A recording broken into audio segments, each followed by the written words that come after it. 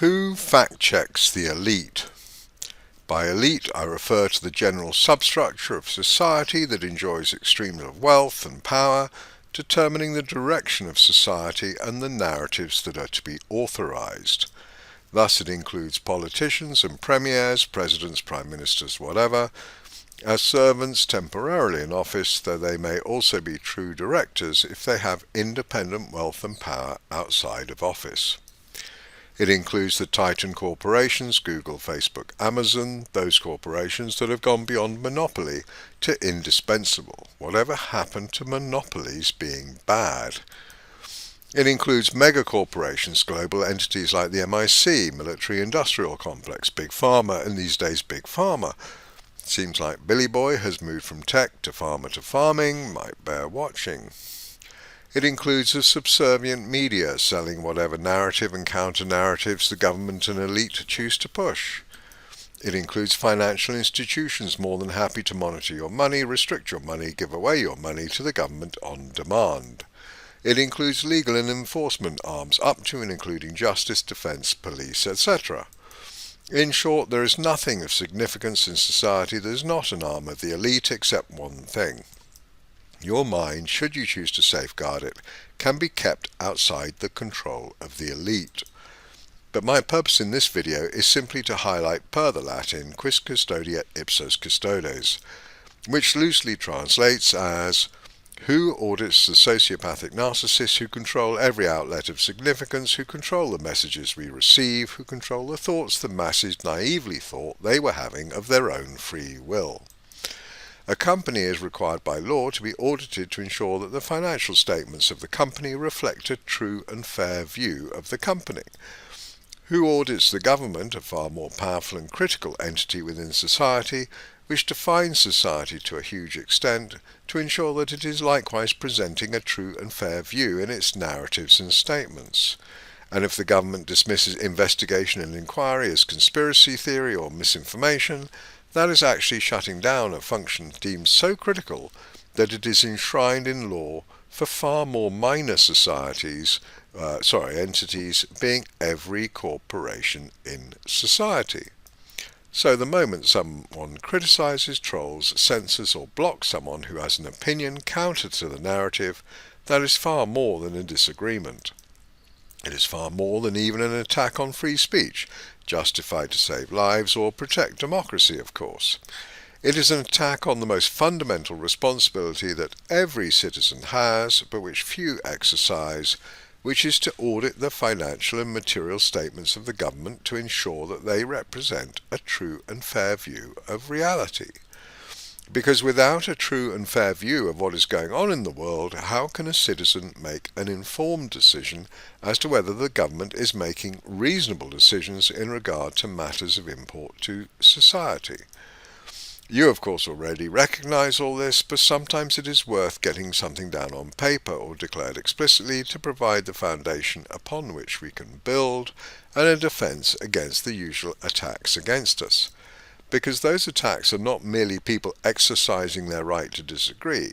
They are people determined to eliminate dissent, which means that the sham of democracy is revealed front and centre.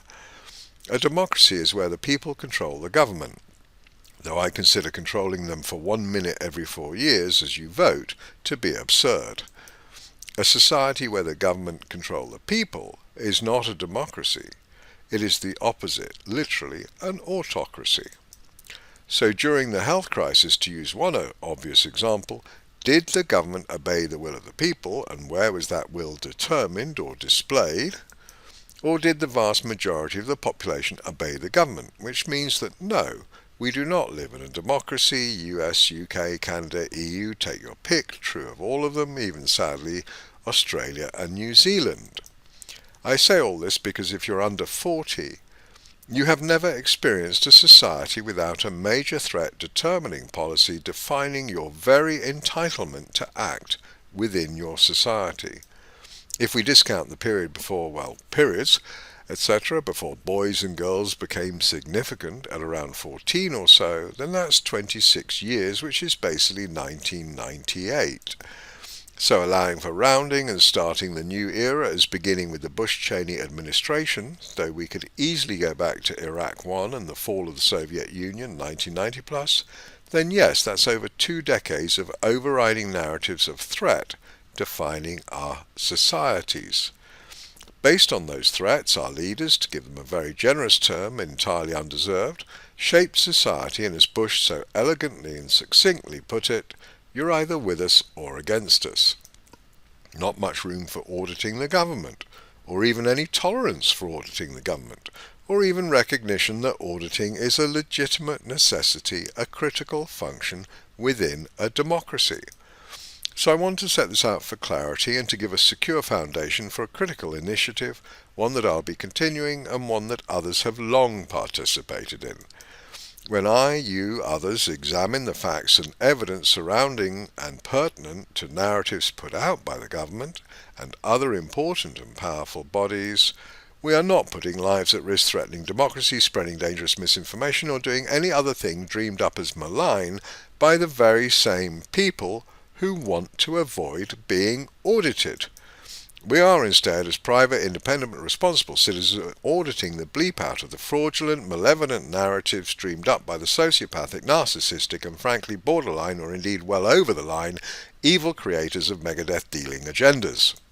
Or put another way, it's that time of the year, the auditors are in, we're just doing what we're required to do by law, which is to ensure that what you're saying presents a true and fair view of society and reality.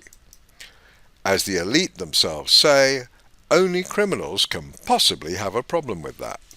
The honest, impartial, fair citizens, politicians and elite will have no problem with it. All of which is my formal way of saying that I do analysis, and if you don't like that, well, you can bleep off, because I believe in a true and fair view of the world, so that we can make sure that dark and malevolent creatures soaked in greed and loving power don't mind-wipe the masses with fraudulent narratives to bleep us all over.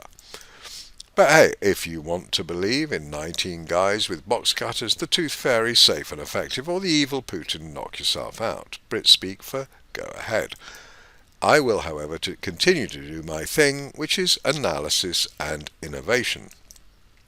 The analysis part goes back 2 decades to the start of this era of misinformation, control and malign agendas, the latest iteration thereof. By an interesting coincidence, the innovation goes back to the same origin point 25 years ago. And you know, as I think about it, the inception for both those stories is also coincident and goes back 35 years to Gulf War I. I was watching CNN in the city, finance, and thinking I didn't want my RAF buddy to die for oil. Awakening. And I was hand-typing data into pre-Windows spreadsheets, Lotus Symphony, and thinking there had to be a better way. Innovation. So not only has my life been defined by these 2 dominant strands, analysis and innovation, but they were even born together in their adult manifestation. Weird. Not perhaps a coincidence, maybe? Never thought of it like that. Interesting. Bottom line, I will be reviewing ancient history 2 decades ago to demonstrate a key point. People have spent their lives listening to false narratives. And from that, my innovative side has a simple suggestion. Why don't we create a world where false narratives are easily investigated, flagged and disclosed? We could have done it with Aurora 1.0, our original tech, but it was designed for a simpler, more ethical world, a global brain, not a malign sociopath debunker. However, with society having demonstrated the need for the narcissistic sociopath debunker, aka audits of politicians' statements, we can easily adapt Aurora to Aurora 2, leveraging also AI, etc., and set up our auditing platform, a critical function in a truly free and fair society. So there you go, key takeaways. Auditing is important, we're going to do it, others are doing it, don't tolerate people saying that they shouldn't be doing it. And yes, we're breathing, and while we're breathing, we'll be doing analysis and promoting a free and fair world, aka Aurora 2. Any and all support appreciated. Andrew Mather, AndrewMatherExplore @gmail.com.